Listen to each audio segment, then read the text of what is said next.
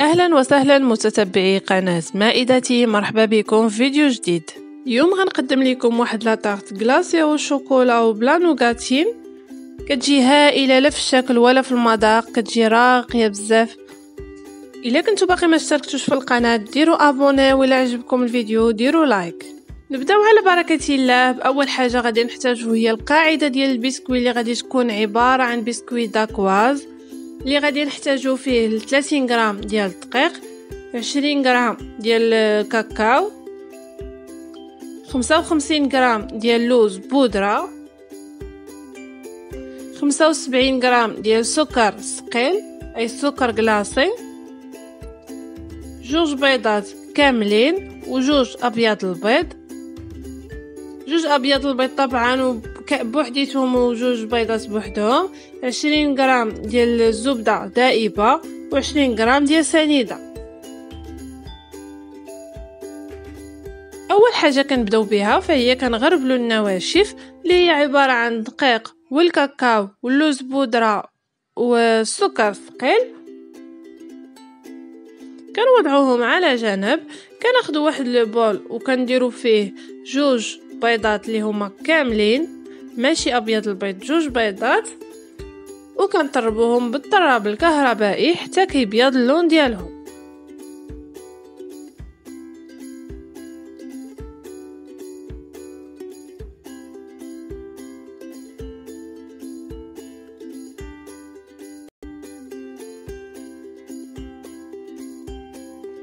هذا هو البيض ديالنا من بعد ما طربناه. كيف ما كتشوفوا كيتفتح اللون ديالو، كيولي بحال اون موس. دابا غادي ناخذ ابيض البيض، غادي نضربوه بالطراب الكهربائي.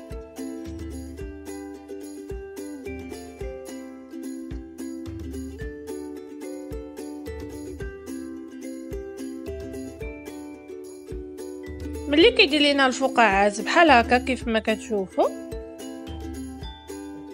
عاد كنضيفوا ليه سنيده، وما كنضيفوهاش دقه وحده، يعني كنضيفوا غير شويه بشويه، تقريبا على 3 ديال المرات،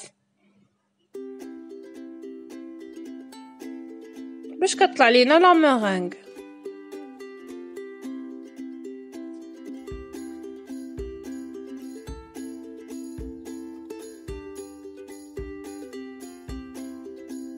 هنا صافي لا مورينغ ديالنا هي وجدت كيف ما كتشوفوا. باش كنعرفوها هي ملي كنهزوها وكتعطينا بحال واحد المنقار ديال العصفور، كنعرفوا بلي لا مورينغ ديالنا وجدت. دابا غادي ناخذوا البيض ديالنا، غادي نضيفوا ليه النواشف شويه بشويه، وغادي نحركو بالفوي من التحت للفوق باش ما يطيحش لينا البيض.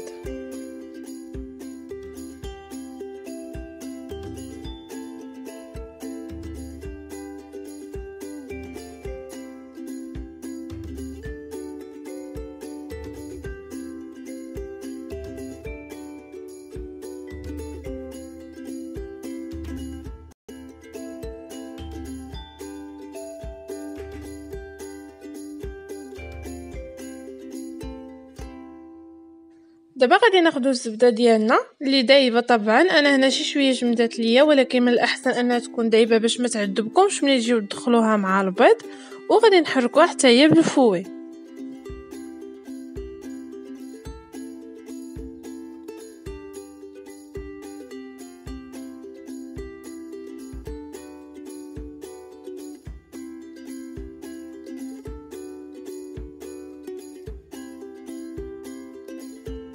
دابا غادي ناخذوا ابيض ديال البيض، غادي نضيفوه شويه بشويه مع التحراك من التحت للفوق وغير بسباتول باش ما يطيحش لينا لا مورينغ.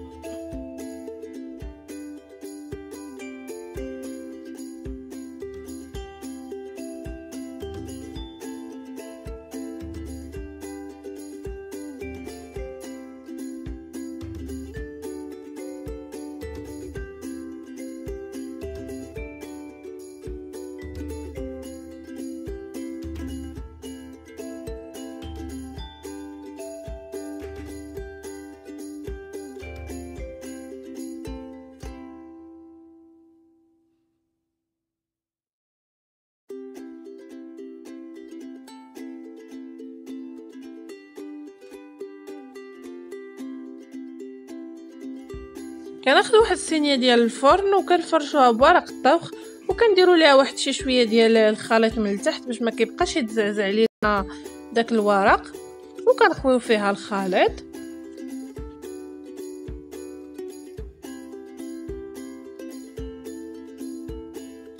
تقدروا ديروها في المول اللي غادي تمونطيو فيه ماشي مشكل. انا هنا اختاريت ندير يعني صينيه اللي شويه واسعه ماشي مشكل، واخا كيبقى لينا لا جينواز يعني ملي كنقطعوها فكنحتاجوها في بزاف ديال الحوايج كنحتفظوا بها غير في المجمد. صافي هنا غادي ناخذ واحد لا سباتول وغادي نقادها مزيان يعني باش تجي مقاده ما تجيش بلاصه طالعه وبلاصه هابطه.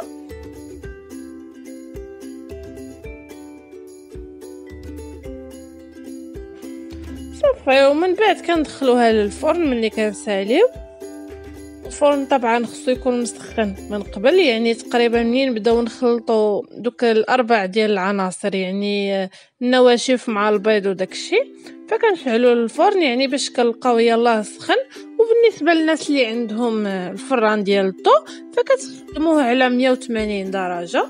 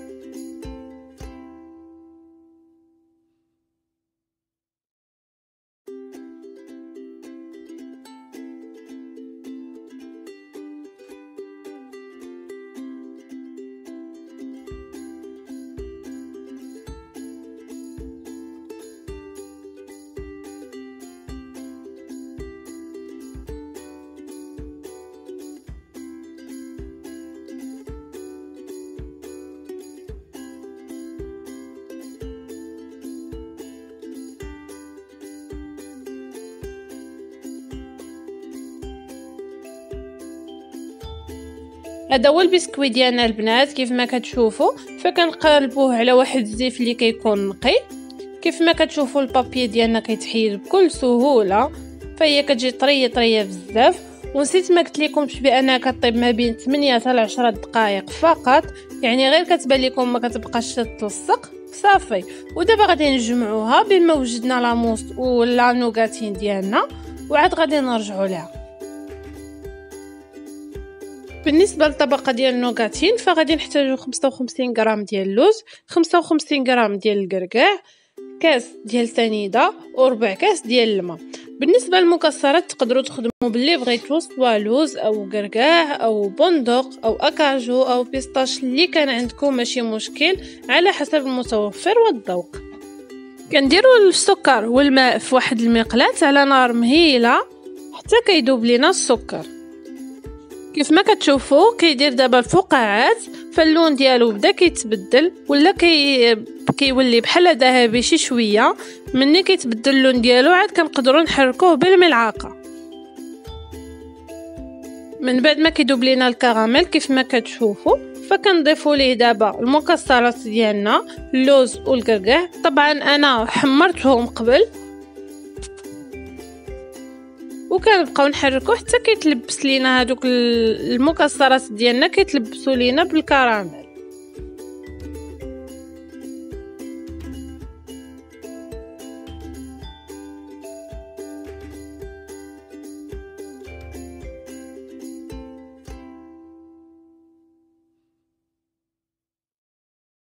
دابا من بعد ما وجد لينا لا نوغاتين فكنخويوها فوق واحد ورق ديال الطبخ وكنحاولوا نفرقوها على بعضياتها، يعني ما امكن اننا نفرقوهم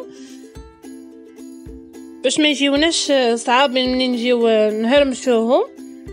وعندكم تقيسوها بيديكم لانه فعلا كتكون سخونه بزاف، وراكم عارفين السكر يعني راه كتحرق في اليد.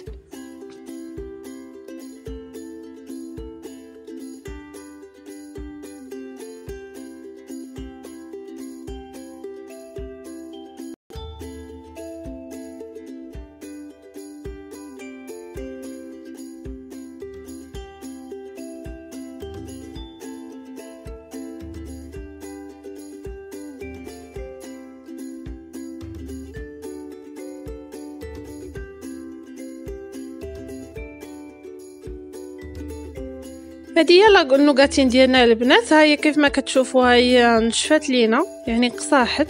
انا هنا باقا عاد شي شويه، يعني تقدروا خليوها تبرد على خاطرها.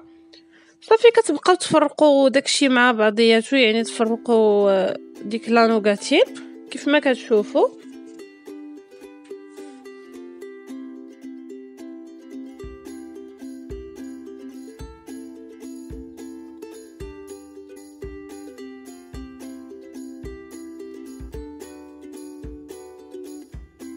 هنا كناخذوا واحد البلاستيكه كنديروا فيها النوغا ديالنا باش كنهرمشوها. الا عندكم الروبو تقدروا تهرمشوها غير في الروبو.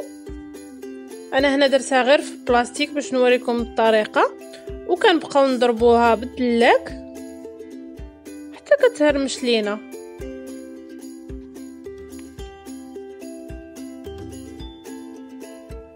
ودابا غادي نخدموا لا موس او شوكولا ا باز دو كريم انجليز، يعني بالكريمه الانجليزيه. فغادي نحتاجو 300 غرام ديال كريمه سائله، اي كريمه الخفق، خاصها تكون بارده قبل ما نطربوها. وغنحتاجو واحد 50 غرام ديال اصفر البيض.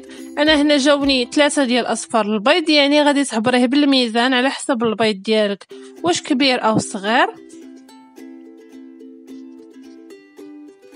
وغادي نحتاجو 160 غرام ديال الحليب، كنعبروه بالميزان يعني ماشي باللتر، كنعبرو 160 غرام. وعندنا 30 غرام ديال السكر سنيده، وعندنا 190 غرام ديال الشوكولاته السوداء. انا هنا استعملت شوكولاته سوداء غيش، يعني فيها 70 غرام، فيها 70% ديال الكاكاو. تقدروا الا ما عزيزش عليكم الشوكولاته يعني تكون مره، فغادي تخدموا غير باللي فيها 50 غرام ديال الكاكاو. وتقدروا تخدموا حتى بديل الشوكولاته، يعني غتصدق لكم ولكن ماشي نفس هي غتصدق الليده ولكن ماشي بحال هاد الشوكولا غيش. يعني كنفضل انكم تستعملوا الشوكولا غيش.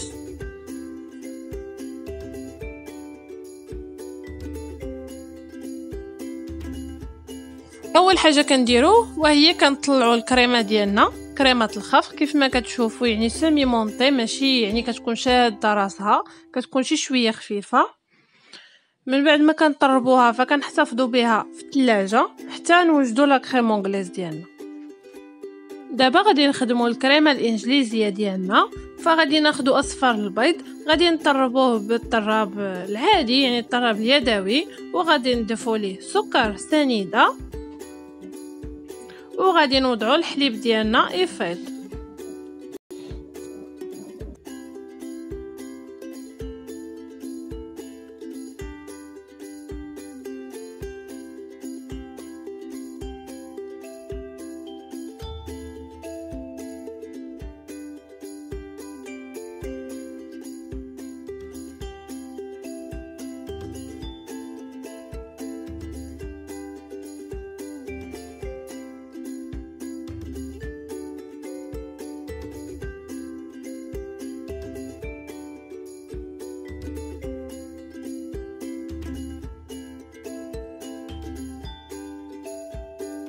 كنبقاو نطربوه حتى كيبيض لينا اللون ديالو. كيف ما كتشوف كيولي اللون ديالو فاتح. من بعد ما وجدنا البيض، انا في الوقت اللي كان كيفات في الحليب فقطعت الشكلاط ديالي قطع صغيره، اما الا عندكم هذاك اللي كيكون بحال الصديفات ماشي مشكل. دابا الحليب ديالي ها هو فاض،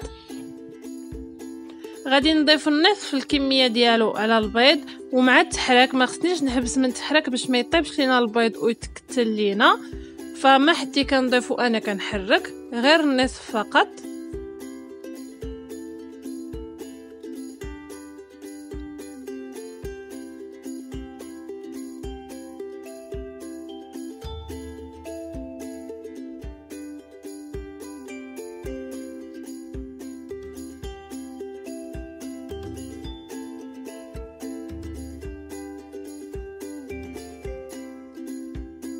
دابا غادي ناخدو هاد البيض كنضيفوه على الحليب وكنحركوه باش ما كيجمدش لينا البيض.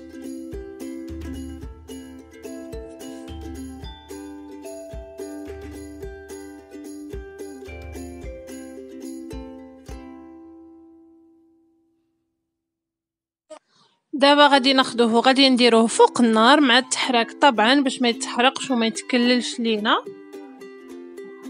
كنوضعوها فوق النار مع التحراك طبعا كل شويه، يعني ما نحبسوش من التحراك. هذيك الكشكوشه اللي كتكون عندنا من الفوق ما كتبقاش، كيف ما كتشوفوها هي اختارت. دابا صافي ها هي وجدات، يعني كتختار غير واحد شي شويه، هي ما كتكونش بحال لا كريم باتيسيير. لا كريم ديالنا ها هي وجدات كيف ما كتشوفوا، خصها تكون وهي سخونه، فكنضيفوا ليها داك الشوكولاط ديالنا.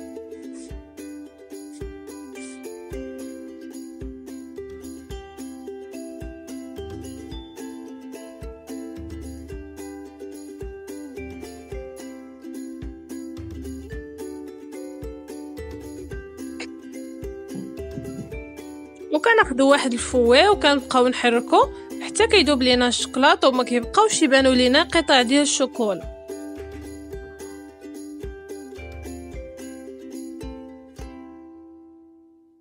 هذه هي لا كريم انجليز والشوكولا ديالنا ها هي وجدات كيف ما كتشوفوا، كتولي بحال شي غاناش كيف ما كتشوفوا القوام ديالها كيفاش كيكون وكتكون كتبري. دابا غادي نخليوها حتى تبرد، عاد ندخلوها مع لا كريم ديالنا باش ما كطيحهاش. من بعد ما كتبرد لينا الكريمه الانجليزيه ديالنا كيف ما كتشوفوا، فكنقيسوها غير بصبعنا كنحسوا بها بردات صافي. فكنضيفوا ليها واحد شويه ديال الكريمه اللي خفقنا، غير شي شويه منها، وكنحركوها يعني غير بشويه باش ما كطيحش لنا لا كريم.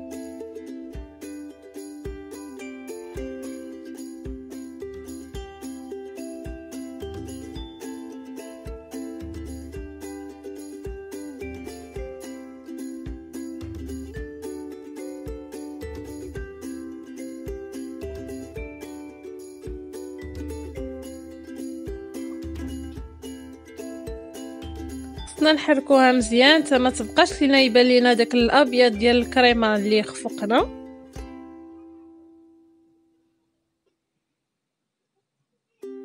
صافي دابا غادي ناخدو هاد الكريمه ديال الشكلاط وغادي نضيفوها على الباقي ديال الكريمه البيضاء.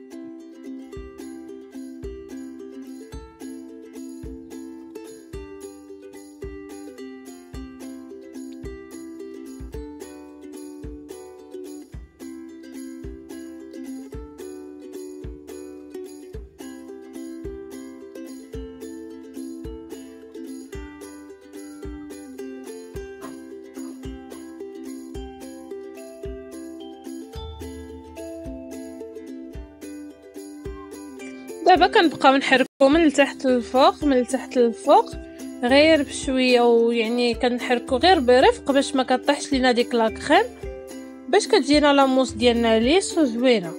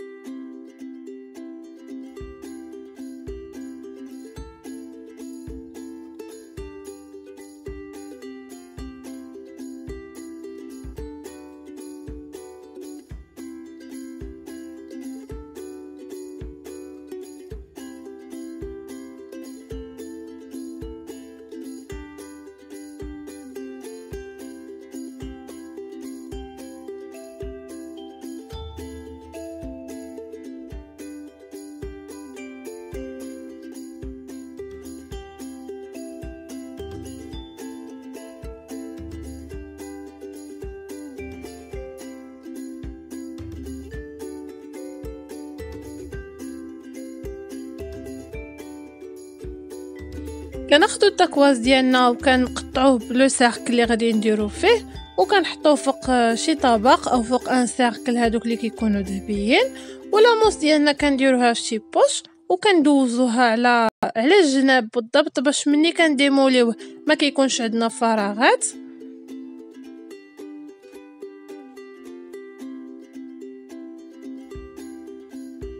كنقادو لاموس ديالنا وتنطلعوها شي شويه مع الجناب.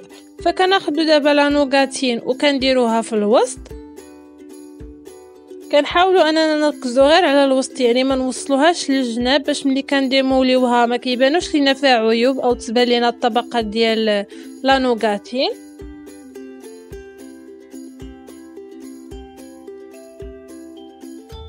فهي كتجي مقرمشه لداخل، يعني كتعطي واحد الكروستيون لهذيك لاموس غزال صراحه.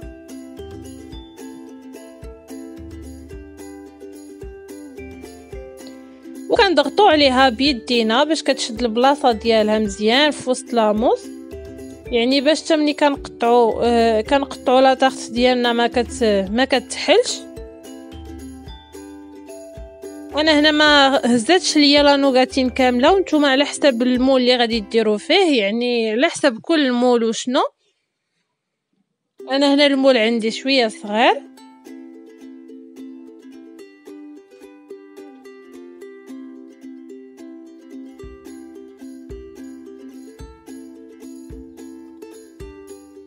دابا غادي ناخذوا الباقي ديال لاموس ديالنا اللي بقى،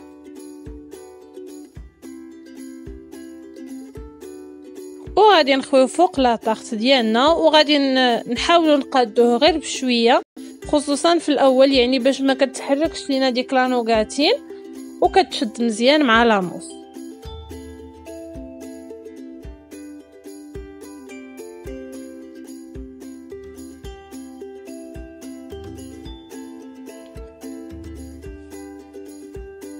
كنقادو لاموس ديالنا يعني من فوق لا طارت، كنقادوها مزيان باش كيولي عندنا الوجه ديالها مسطح وما كيبانوش لينا فيها عيوب ملي كنخويو عليها الكلاصاج.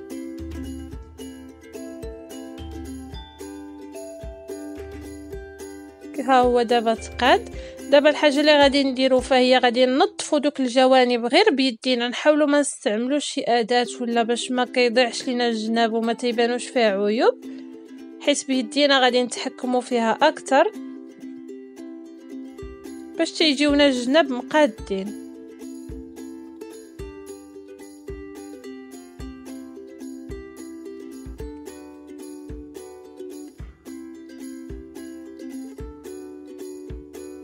فوالا ها هي دابا الان لا طارت ديالنا ها هي وجدات كيف ما كتشوفوا. دابا غادي نغطيوها بالسلوفان وغادي ندخلوها للكونجيلاتور في المجمد، يعني خاصها تبات. من الاحسن نخدموها بالليل والصباح عاد نديموليوها، ولا عندنا على الاقل واحد 6 ديال السوايع في المجمد. وخصنا نغطيوها مزيان بالسلوفان باش ما كتاخذش لينا ديك الريحه ديال الكونجيلاتور وكتبقى طريه زوينه.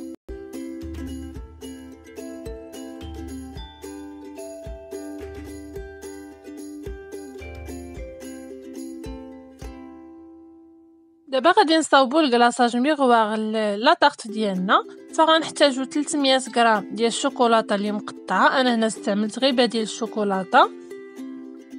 عندنا 25 غرام ديال الكاكاو،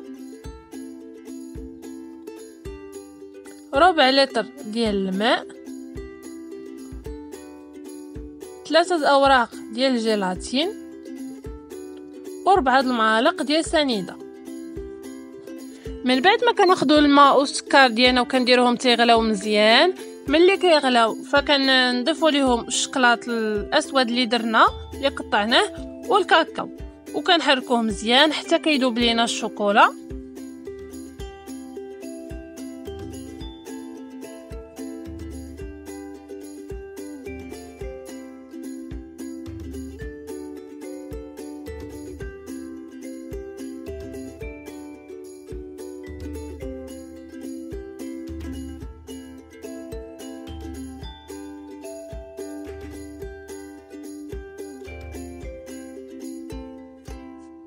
من بعد ما كتذوب لينا الشوكولا فكناخدو اوراق ديال الجيلاتين وكنعصروهم مزيان من الماء وكنضيفوهم للخليط وكنبقاو نحركو حتى كيذوب.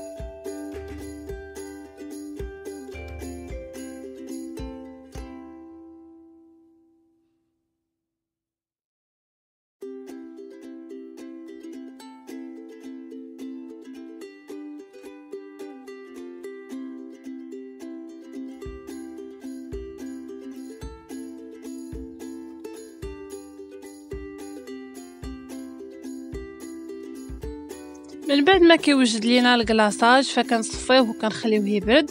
دابا ها هو برد. ملي كيبرد عاد كنجبدو لا طاغط ديالنا باش ما كيذوبهاش.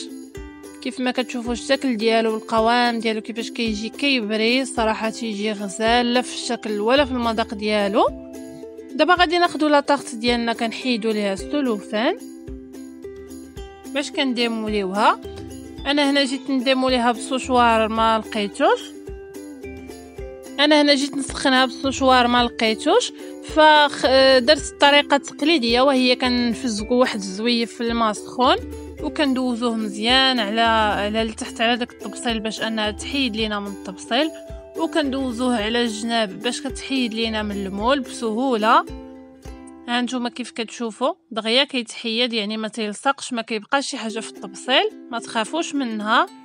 دابا غادي ندوزها على الجناب.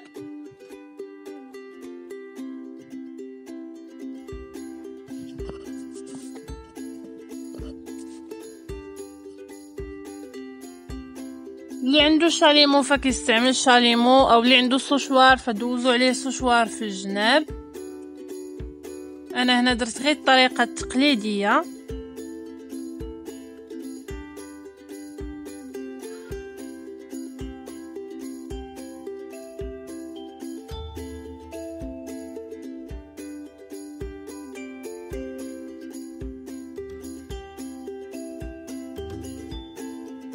كيف كتشوفوا انا غادي نحيدو غير بشويه. ها هو كيتحيد بكل سهوله.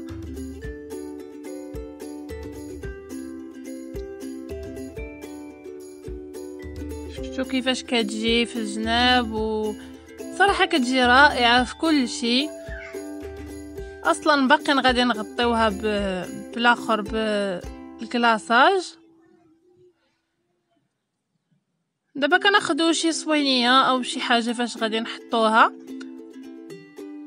وكناخدو شي زليفه اللي غادي تهز لينا لا طاغط للفوق، كنحطو فوق منها لا طاغط، فكنديرو ديك الصوينيه باش كتجمع لينا داك لو كلاصاج اللي غادي يبقى لينا من التحت. غادي نعاودو نستعملوه، نقدروا نستعملوه فاش ما بغينا.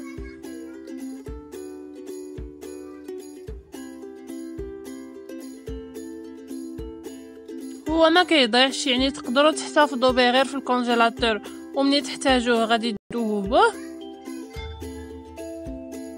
فكنحاول نقاد الحواف ديالي، ودابا غادي نخوي عليها الكلاصاج.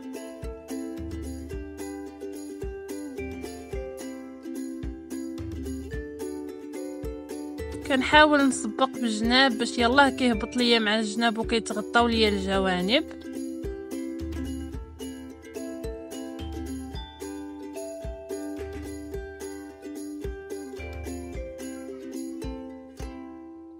كيف كتشوفوا الكلاصاج فهو يعني كيجي بحال المرآة، يعني غزال صراحه لا في الشكل ولا في المذاق ديالو. نتمنى انكم تجربوه لانه كيجي هائل بزاف. دابا لا طاغط ديالنا كتكون جامده والكلاصاج تيكون برد، يعني فوا كتخويه على ديك لا طاغط فهو كيشد راسو دغيا. دابا داكشي اللي هبط لينا من التحت ما غاديش يضيع، يعني غادي نجمعوه ونحتفظوا به. تقدروا تعاودوا تجمعوه وتخويوه فوق من لا طاغط عاوتاني باش كتجيكم الطبقه ديال الكلاصاج غليظه.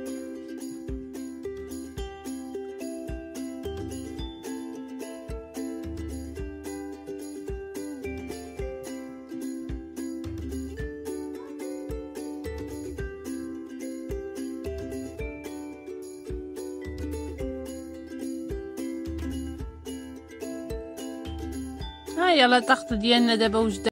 كنحاول انني نحركها شي شويه بحال كنضربها مع سطح العمل باش كيتقاد ليا داك الكلاصاج، يعني ما يبقاوش عندي فيه شوائب.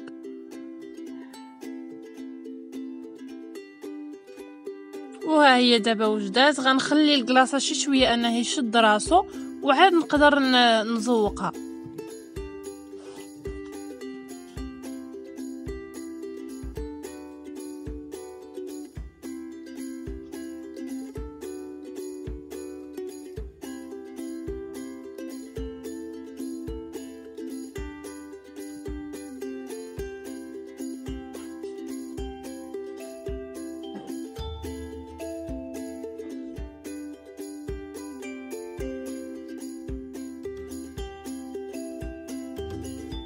هذه لا طاغط ديالنا البنات وجدات. ديكوريتها شويه بلا نوغاتين من التحت ومن الفوق، ودرت لها شويه الكركاع وواحد الكويرات. صراحه كتجي غزاله. هذه هي لا طاغط ديالنا البنات من بعد ما قطعناها. شوفوا كيفاش كتجي من الداخل وكيفاش كتجي ديك لا نوغاتين من الداخل، كتجي غزاله. كنتمنى انكم تجربوها واكيد غادي تعجبكم. وإلا عجبكم الفيديو ما تنساوش ديروا جيم وتخليو لي التعاليق ديالكم لتحت. وإلى اللقاء وإلى فيديو آخر إن شاء الله على قناة مائدتي.